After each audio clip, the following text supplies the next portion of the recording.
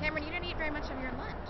On the eve of Valentine's Day, 4 couples in Brooklyn, New York talk about how the recession, job loss, and cutbacks are affecting their relationships.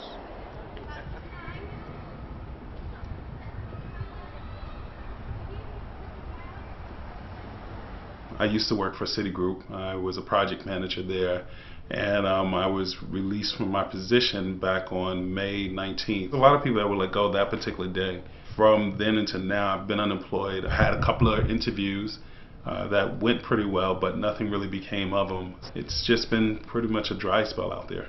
Percentage-wise, I would say my income was, what, about 65–70% of our household. I never looked at Maurice's manhood according to the salary that he brought in.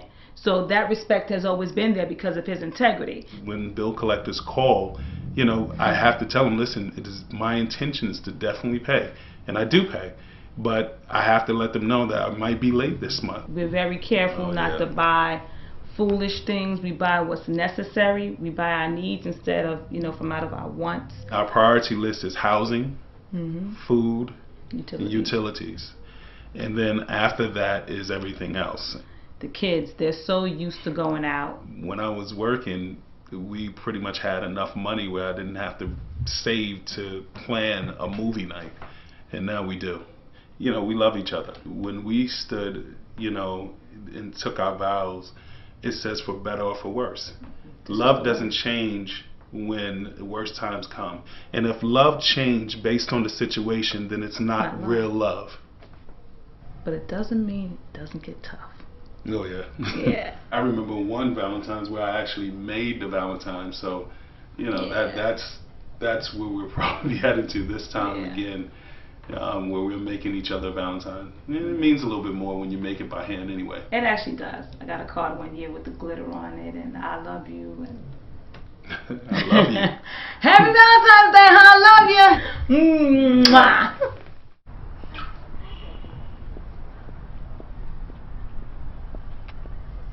What do you want to do when we get home?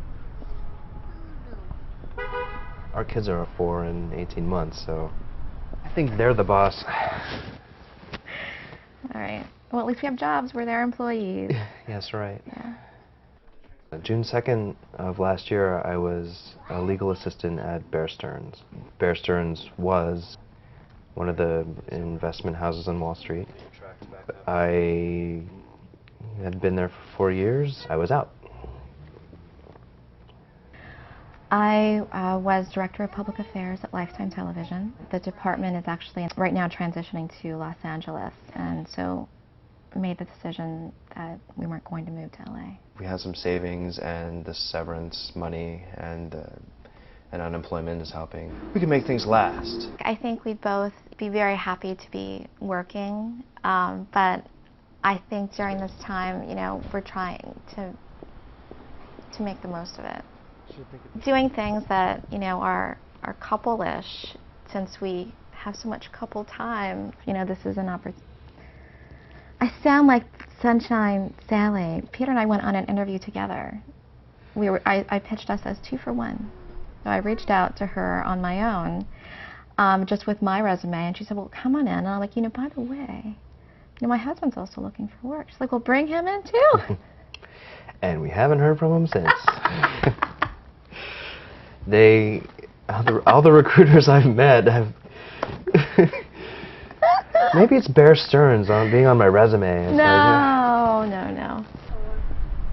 Do you want to make some Valentines when we get home? My hope is that we are both back at work in the next 6 months. We're not going to be in a place where we'll have this time together again.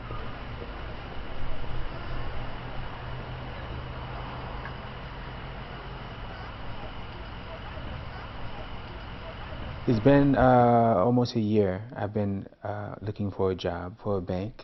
As a man, I feel I have the old-fashioned mentality that the man should work and provide and be a provider for his family. And I'm not doing that because of the economy.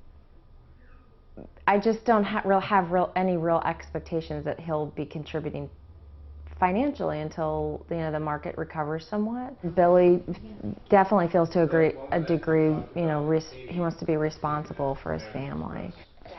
And it really affects me, I think, mentally, emotionally. The whole concept of living from paycheck to paycheck. The disposable income at this point, is sort of a thing of the past. My main concern is that the kids eat. That's it. They eat, they play, and that's it. And they enjoy themselves. I mean, they are completely oblivious to this whole economic situation. I laugh a lot. You laugh a whole lot. And and we like to sing the song, even though we ain't got money, I'm still in love with you, honey. Yeah. And sometimes things you would laugh at, and it's not funny to me, but just she laughs, and it's so contagious. Valentine's, it's pretty much a woman affair. I don't particularly care for it. Valentine's Day is great. Well, based on our financial situation, it wouldn't be wise for us to spend money on Valentine's Day, as we usually do. I would love to take my wife out a little bit more. You will. Would you mind, Dave? I don't mind. Okay. Okay.